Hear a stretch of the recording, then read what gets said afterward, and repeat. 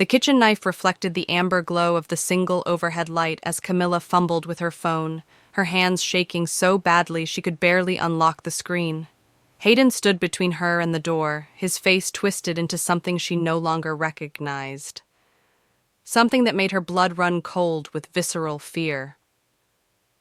"Put that down," he said, his voice unnaturally steady.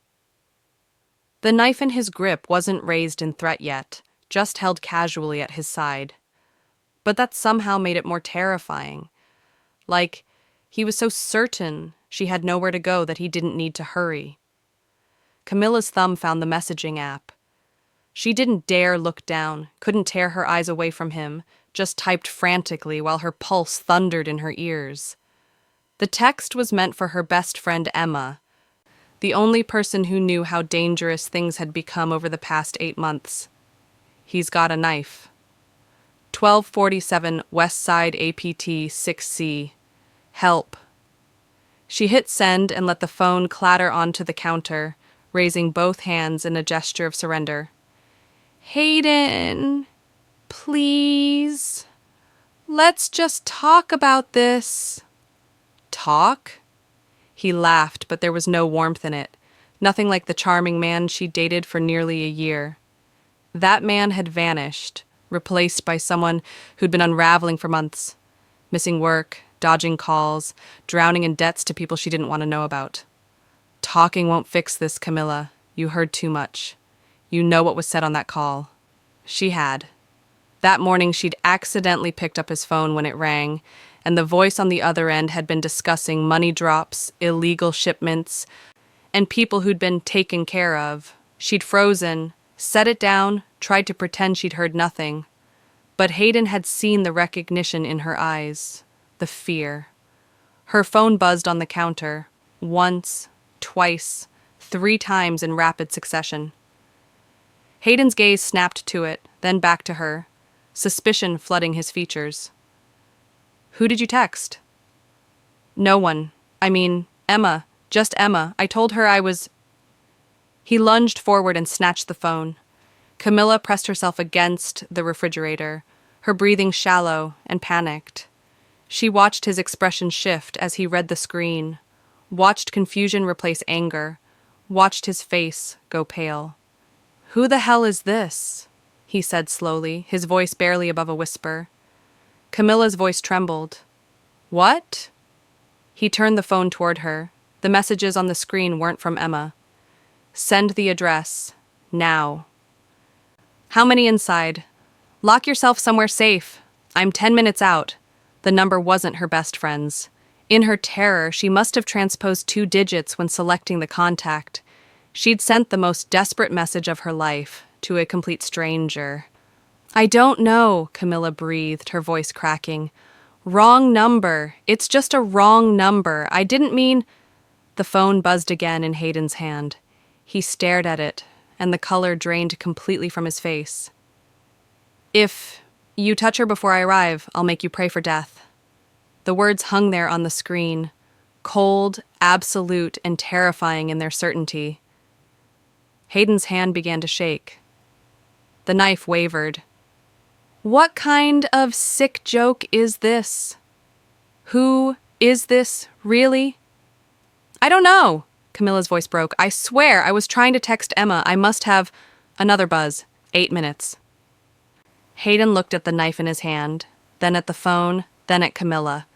For a fleeting moment, she thought she saw the old Hayden surface, the one who used to make her laugh, who'd been gentle once. Fear flickered across his features. "This is insane," he muttered, backing toward the door. "This is some kind of— You set this up. You're trying to—" "I didn't. I don't know who that is." He was at the door now, still gripping the knife, still holding her phone. If this is real, if someone is actually coming— His eyes darted around the apartment like a trapped animal. "The people I'm involved with, Camila, if they think I'm bringing heat, if they think someone's coming for me—" "That's not the police," Camila whispered, and somehow she knew it was true. The messages were too direct, too personal. No officer would text like that. 7 minutes. Hayden stared at the screen, his entire body trembling now. I need to get out of here. Hayden, wait! But he was already gone. Grabbing his jacket from the hook, pocketing her phone, he pointed the knife at her one final time. You stay here. Don't move. Don't call anyone. If this is real, if whoever this is actually shows up, tell them I'm gone. Tell them I'm not coming back. Then he was through the door, his footsteps echoing down the hallway, the stairwell door slamming open. Camila stood frozen in her kitchen, alone. Her legs gave out, and she slid down against the refrigerator, gasping for air. Relief flooded through her, mixed with terror and utter confusion. She was safe, for now, but some stranger was on their way, someone who'd promised violence, someone who'd thought they were racing to save her life, someone who would arrive to find... what? An empty apartment and a woman who had no idea who they were? She needed to run, needed to grab her things and leave, go to her brother's place, go anywhere but here. But her body wouldn't cooperate. Her breath came in short, sharp gasps. And all she could do was sit there, trembling as the minutes ticked down. Somewhere in the building below, she heard the main entrance open. Heavy footsteps, controlled, purposeful, ascending the stairs. Not running, but moving with unmistakable intent. Camila scrambled to her feet, her heart hammering. She should hide, should lock herself in the bathroom, should do something. But she stood paralyzed as the footsteps reached her floor, as they moved down the hallway with terrible certainty, as they stopped directly outside her door. A pause. Then a knock, firm but not aggressive. Camila! The voice was deep, controlled, commanding, male. My name is Elliot. I received your message. Are you alone? She couldn't speak. Her throat had closed completely. Camila, I need you to answer. Is the threat gone?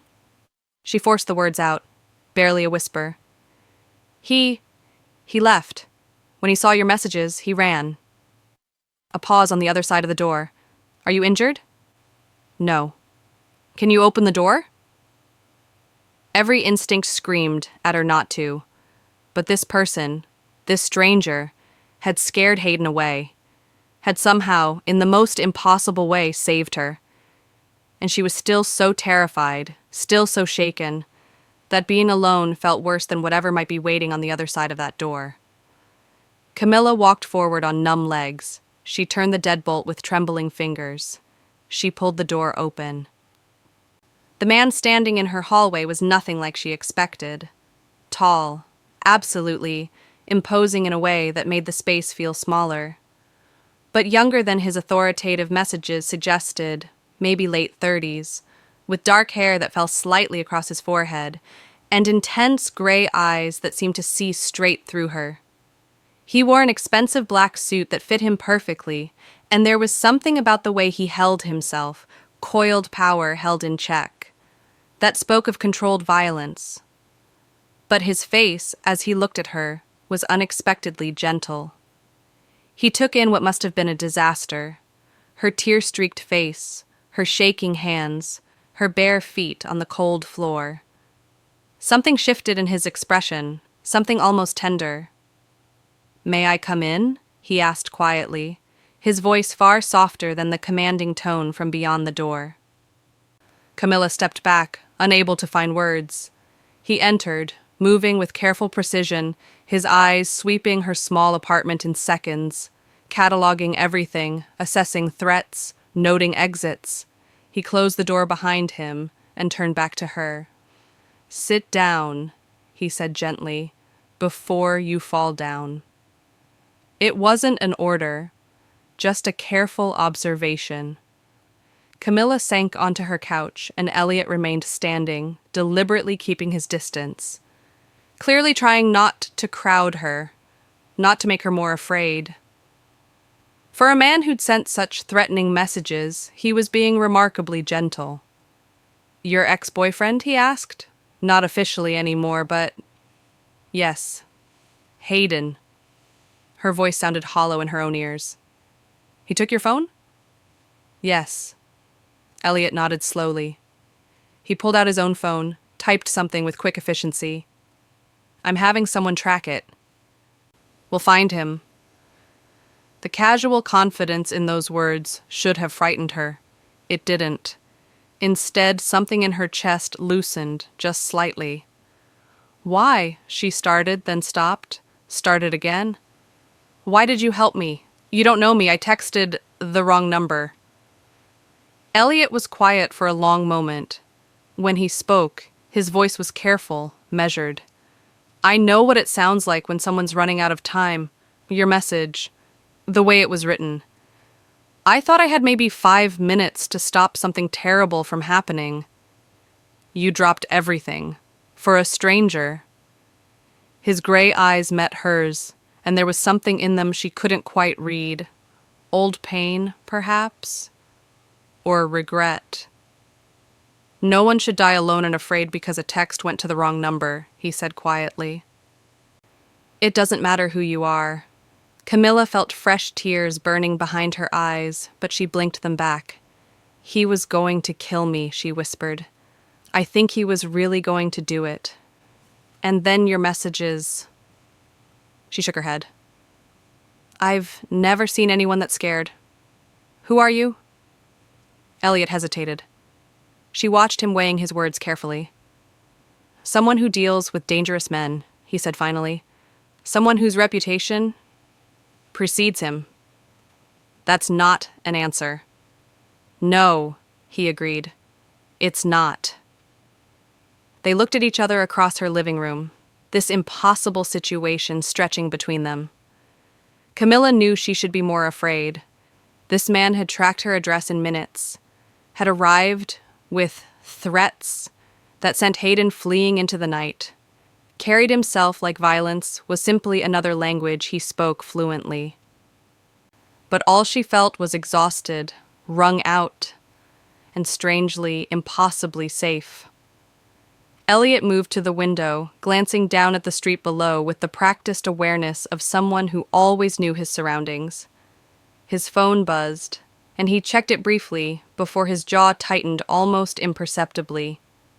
"Your ex's phone just went offline," he said, still looking out at the city lights. "He either turned it off or destroyed it. Smart, considering." "Considering what?" Camila heard herself ask. He turned from the window, and in the dim light of her apartment his features seemed carved from stone, all sharp angles and controlled intensity. "Considering he just threatened someone under my protection." Camila blinked. "I'm not... We just met. You don't even know me."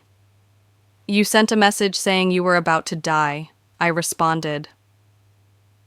"That puts you under my protection whether you intended it or not." His voice was matter of fact, absolute. "It's not something I take lightly." The certainty in his words made her chest feel tight. She wrapped her arms around herself, suddenly aware of how small her apartment was, how close this dangerous stranger stood. "What happened?" she asked quietly. "You said you failed to save someone." Elliot's expression flickered. Just for a moment, vulnerability breaking through his controlled exterior. He moved away from the window but didn't come closer, maintaining that careful distance. "Someone I cared about, 5 years ago." His voice was low, rough around the edges. "She was in trouble, being threatened. I didn't know until it was too late. I found her message afterward, hidden in her phone. She'd been too scared to send it." Camila's breath caught. "I'm so sorry. It was a long time ago." But the pain in his eyes said otherwise. "When your text came through tonight, when I saw those words, it was like getting a second chance. A chance to be there in time. To stop something before He stopped himself, his jaw working. "Thank you," Camilla whispered, "for coming, for scaring him away, for everything. You don't need to thank me." "Yes, I do. You saved my life." Elliot looked at her then, really looked at her, and something in his expression softened. "What will you do now? Do you have somewhere safe to go?" "My brother Lucas. He lives across town. I should have gone there months ago. But I kept thinking..." She trailed off, the familiar shame washing over her. "That he'd change," Elliot finished gently. "That things would go back to how they were. Yes, they won't." It wasn't harsh, just honest. Men like him, once they start down certain paths, they don't turn around. They only go deeper. Camilla nodded, knowing he was right. She'd known it for weeks, maybe months. She just hadn't wanted to admit it. "You should pack," Elliot said, pulling a card from his inner jacket pocket. He set it on her coffee table, heavy stock, expensive, with just a phone number printed in simple black text. No name. "Get to your brother's tonight. Stay there for a few days while I handle things." "Handle things," she repeated. "What does that mean?" "It means I'll ensure Hayden Fuller never comes near you again." His voice carried a weight that made it clear this wasn't a casual promise. "No police necessary. Cleaner that way. Faster. And you won't spend the next year looking over your shoulder." Camila stood slowly, picking up the card. Her fingers trembled slightly as she held it. "And what do you want in return?" The question seemed to surprise him. "Nothing. Nobody does something like this for nothing." Elliot studied her for a long moment, and she saw something flicker in his gray eyes, something that looked almost like loneliness. "I want you safe," he said finally. "That's all." He moved toward the door, and Camilla found herself taking a step forward, not wanting him to leave. Which was insane. This man was clearly dangerous, clearly involved in things she shouldn't want to understand. But he'd also dropped everything to save her life. Elliot paused with his hand on the doorknob, turning back to her. "I'll call you in 3 days," he said quietly. "After I've dealt with your ex, if you want to see me again..." He let the sentence hang in the air between them. "Answer." Camilla's heart stuttered. "Why would you want to see me again?" Something shifted in his expression. A crack in the armor. A glimpse of the man beneath the power. "Because when I got to your door and you were alive, when you opened it and I saw you standing there..." He stopped, seeming to wrestle with the words. "Something that's been broken in me for 5 years felt like it might heal." Before she could respond, he was gone, the door closing softly behind him. Camilla stood alone in her apartment, the card heavy in her hand, her pulse racing with something that wasn't fear. 3 days suddenly felt like an eternity. Lucas paced his living room like a caged animal, fury radiating from every movement. "A knife, Camila." "He had a knife to you, and you didn't call me?" "I tried to text Emma, and instead got some mystery man who shows up and scares Hayden so badly he runs?" Lucas stopped, running his hands through his hair. "Who is this guy? What did he say to you?" Camilla wrapped her hands around her coffee mug, still feeling the ghost of Elliot's presence in her brother's apartment. "He said he'd handle it." "That's not an answer." "It's the only one I have." On the second day, Lucas came home with news that made Camilla's stomach drop. Hayden's apartment is cleared out, completely empty. His landlord said someone paid his lease through the end of the month, then movers came and took everything. Camila stared at him. "Where did he go?" "Nobody knows. It's like he vanished." Lucas sat across from her, his expression dark with concern. Camila, this isn't normal. People don't just disappear like this. Whatever your mysterious stranger is involved in, he saved my life, Lucas. Maybe, or maybe you're caught up in something worse. But on the third day, exactly when Elliot had promised, her phone rang. Unknown number. Camilla's heart lurched as she answered, moving to Lucas's balcony for privacy. Hello? It's Elliot. His voice sent unexpected warmth cascading through her chest. How are you?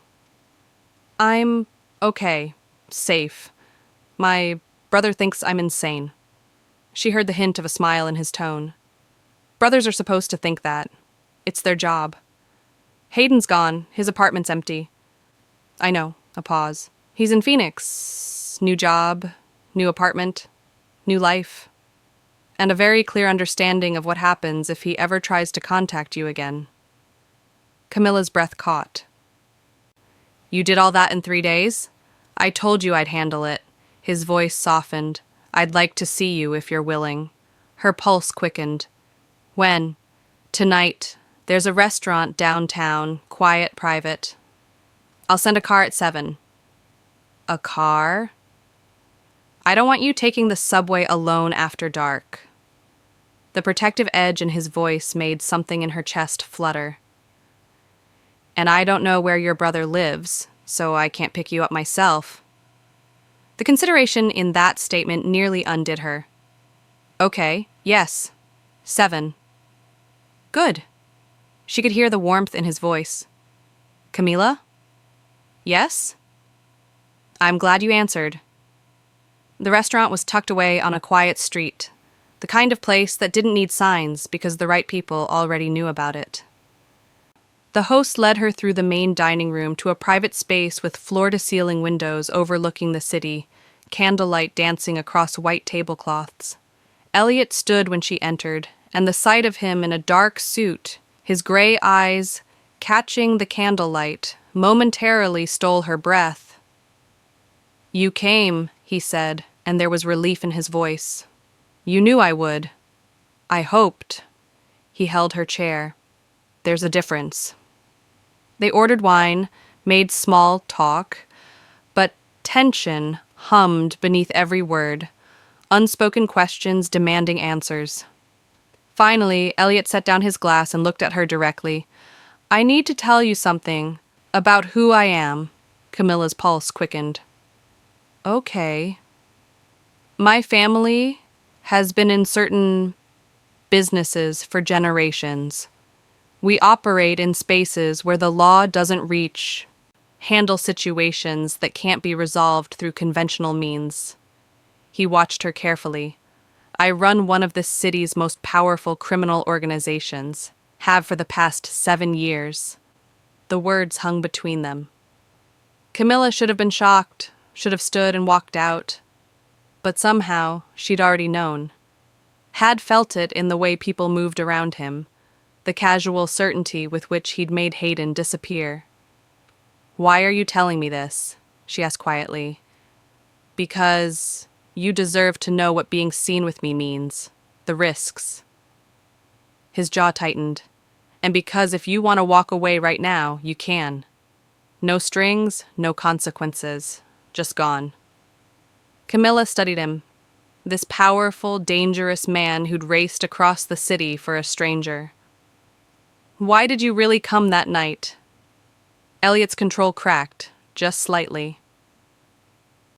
Because your message sounded like someone running out of time, and I've heard that sound in my nightmares for 5 years.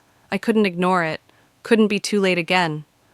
The raw vulnerability in his voice broke something open in her chest. They talked for hours about his world, her photography, the impossible situation they'd stumbled into. When the restaurant closed around them, Elliot walked her to the waiting car, the city quiet and vast.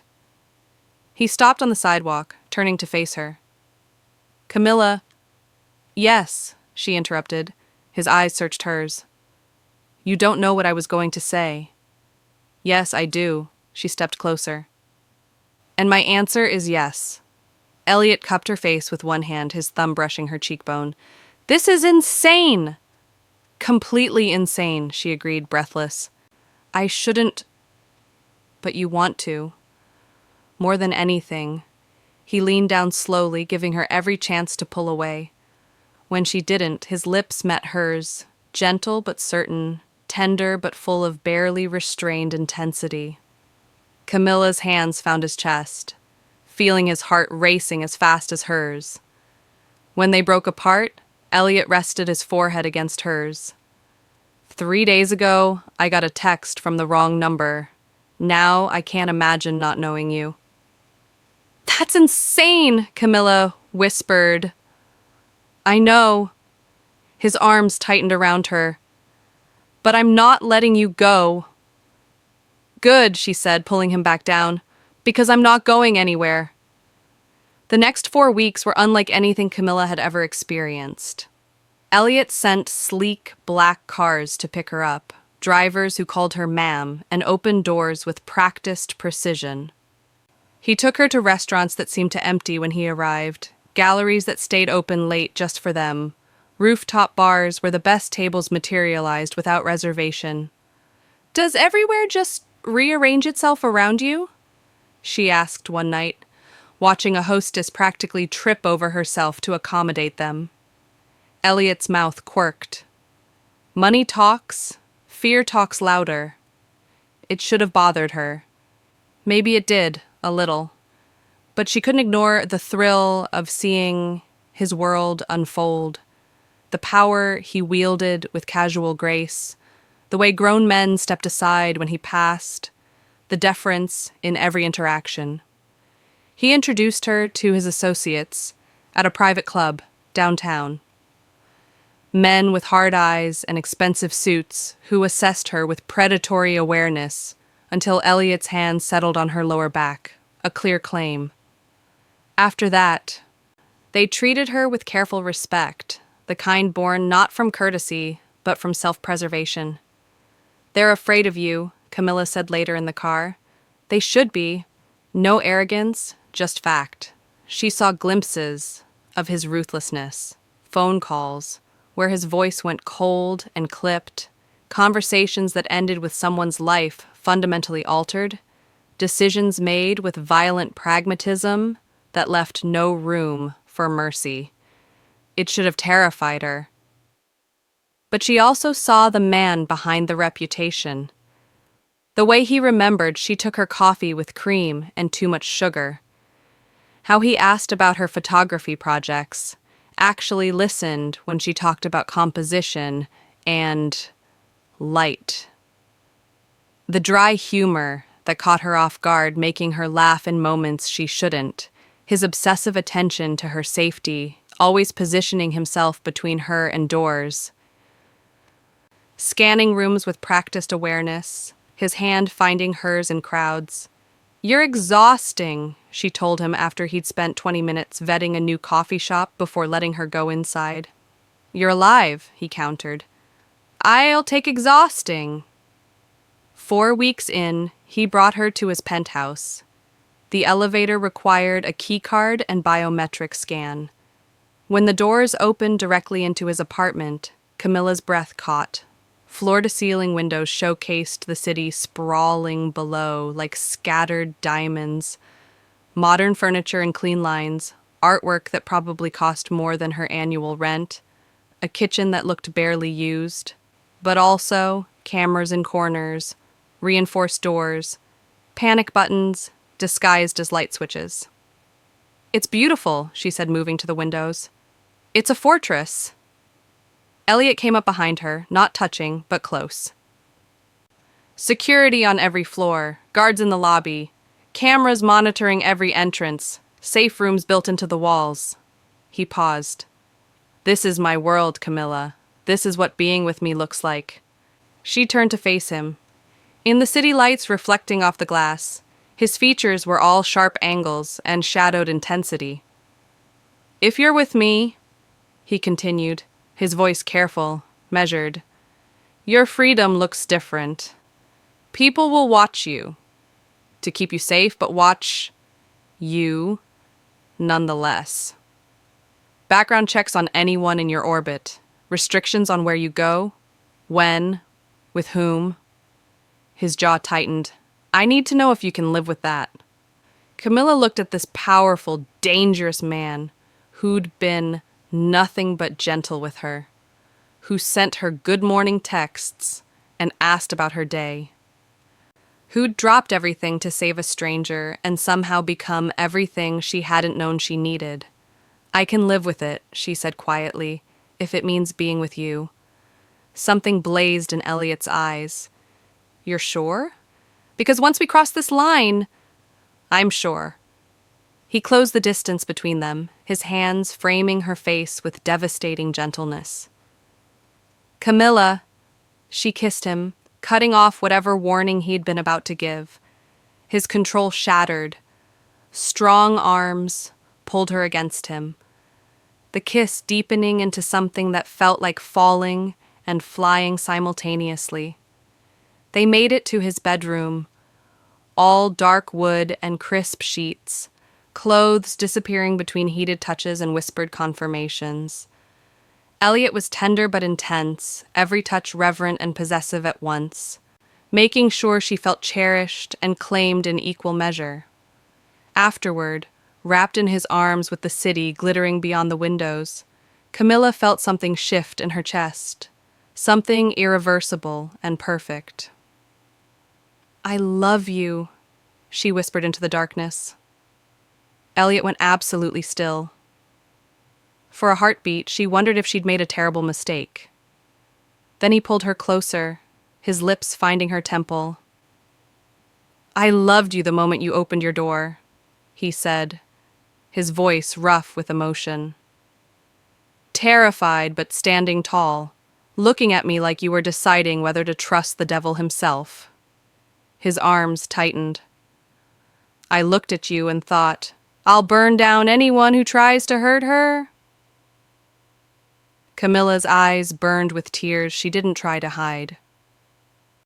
That's the most terrifying romantic thing anyone's ever said to me. She felt him smile against her hair. Get used to it. I don't do anything by halves. Good, she murmured, already drifting in the warmth of his embrace. Neither do I. In the darkness, with the city spread below them like a kingdom of shadows and light, Camilla knew she'd stepped irrevocably into his world, and found she had no desire to leave. 5 months had transformed everything. Camilla's clothes now hung in Elliot's closet. Their closet. Her photography equipment occupied the second bedroom, converted into a studio with north-facing light. She'd learned to navigate the constant presence of security, the discreet earpieces and watchful eyes that followed her through the city. Background checks had become routine, vetted assistants the norm, but she'd also thrived. With Elliot's unwavering support, she'd landed a gallery show featuring her portrait series on urban resilience. His connections had opened doors she'd only dreamed of, though he'd been careful to let her talent speak for itself. Her work was flourishing, her confidence blooming under the attention of someone who believed in her completely.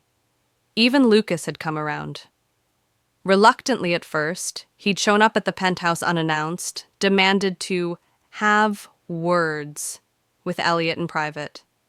Whatever was said in that conversation, Lucas had emerged looking thoughtful rather than furious. Later, he'd pulled Camilla aside. I've never seen you this happy, he'd admitted, and he looks at you like you're the only thing in the world that matters. A pause. Just be careful, okay? I will, she'd promised, knowing her brother was trying.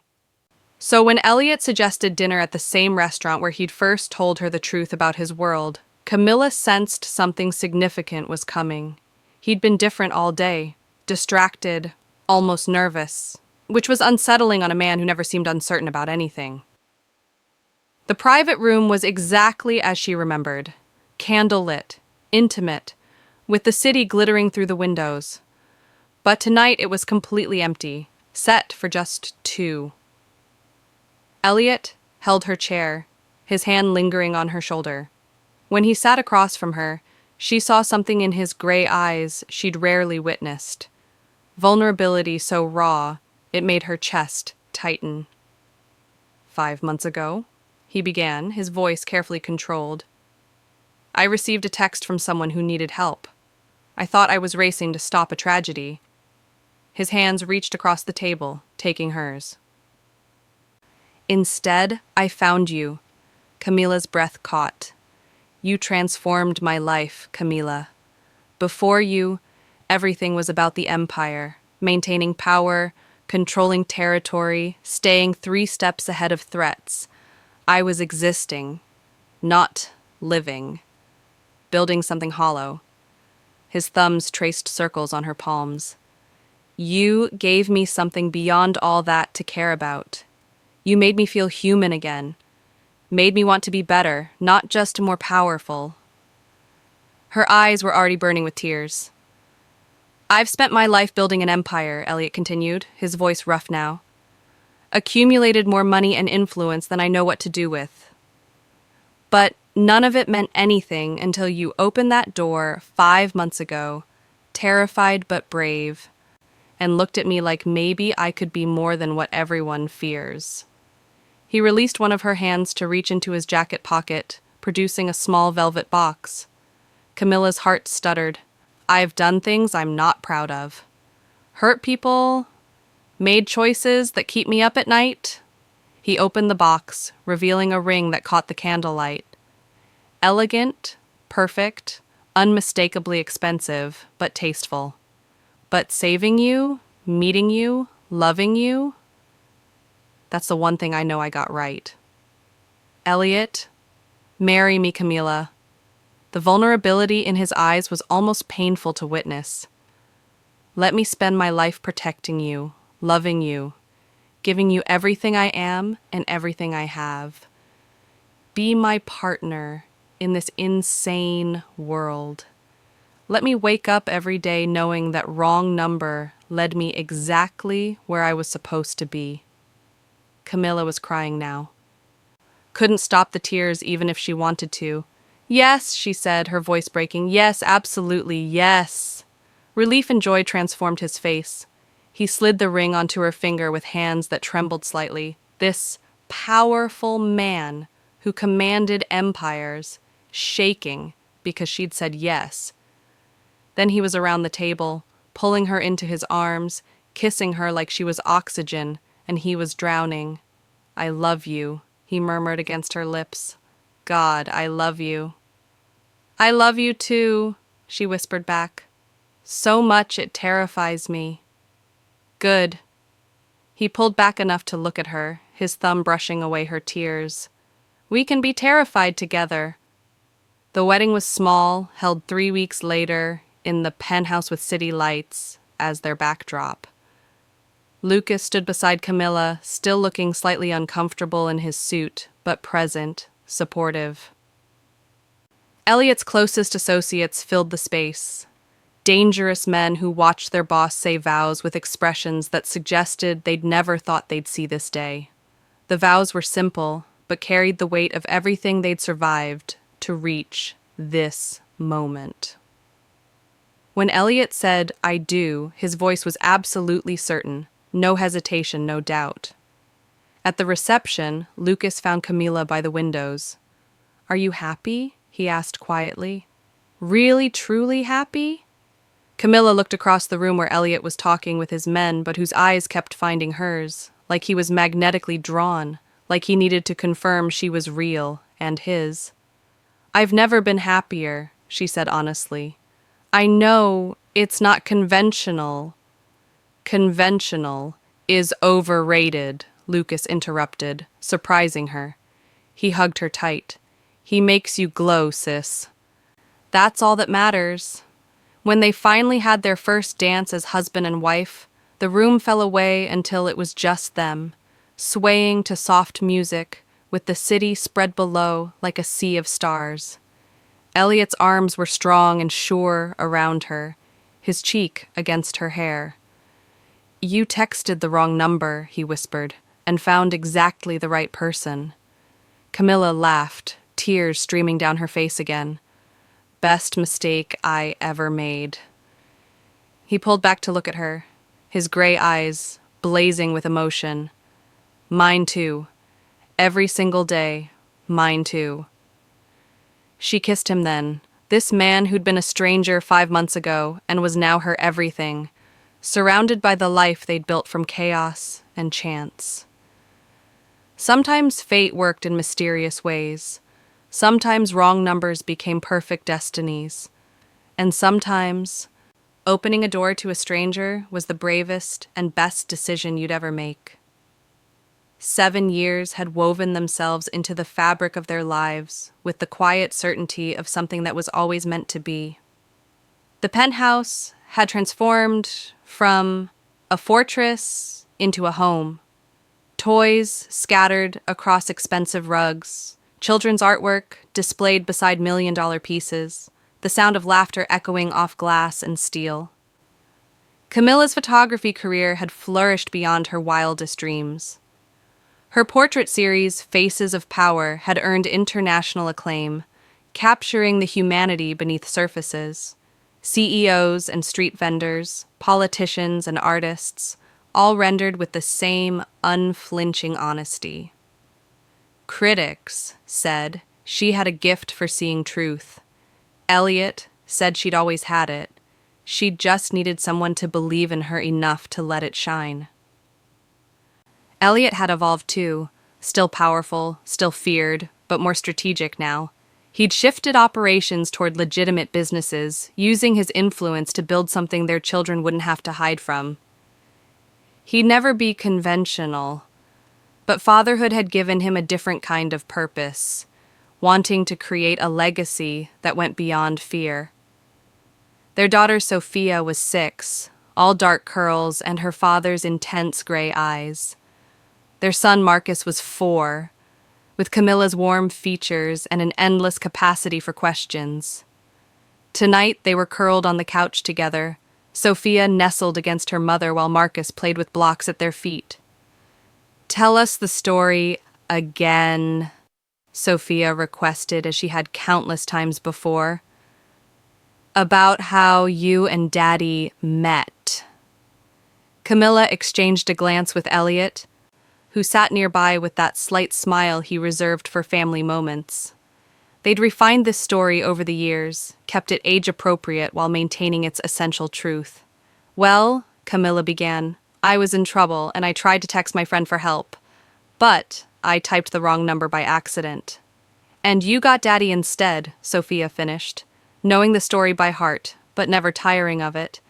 "And I got Daddy instead." Sophia's brow furrowed with the serious contemplation only children could muster. "Mom, weren't you scared when Dad showed up that night? He was a stranger."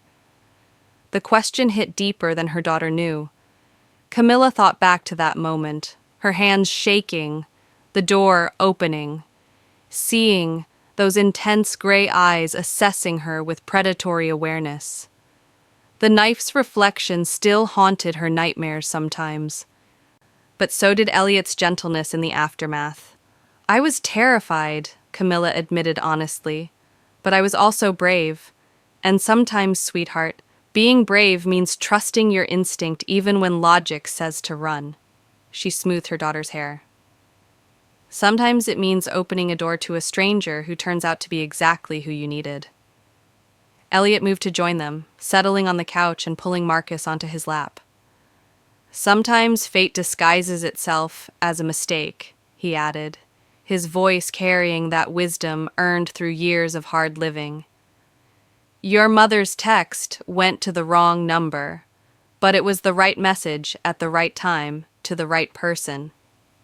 "Like magic," Marcus said, with 4-year-old certainty.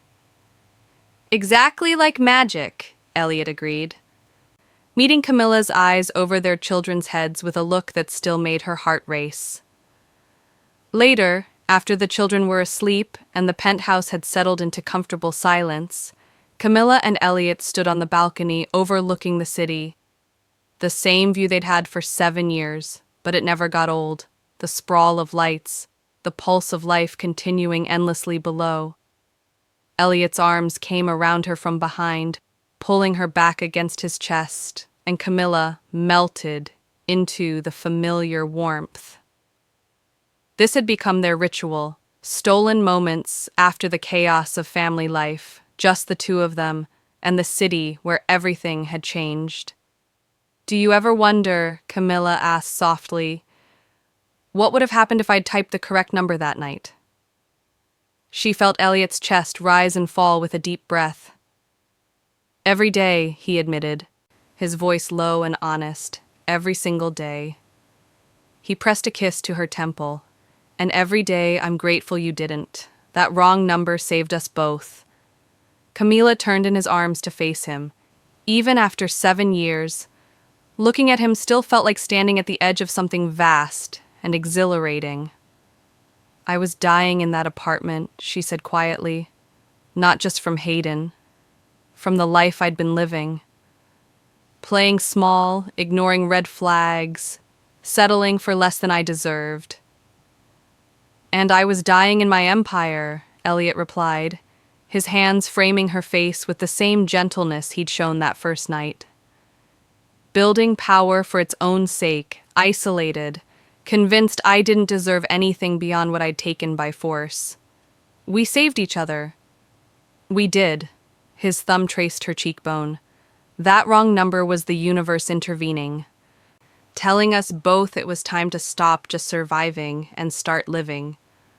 Camilla stretched up to kiss him, soft and lingering, full of 7 years of love built on the foundation of chaos and chance. When they pulled apart, she rested her forehead against his.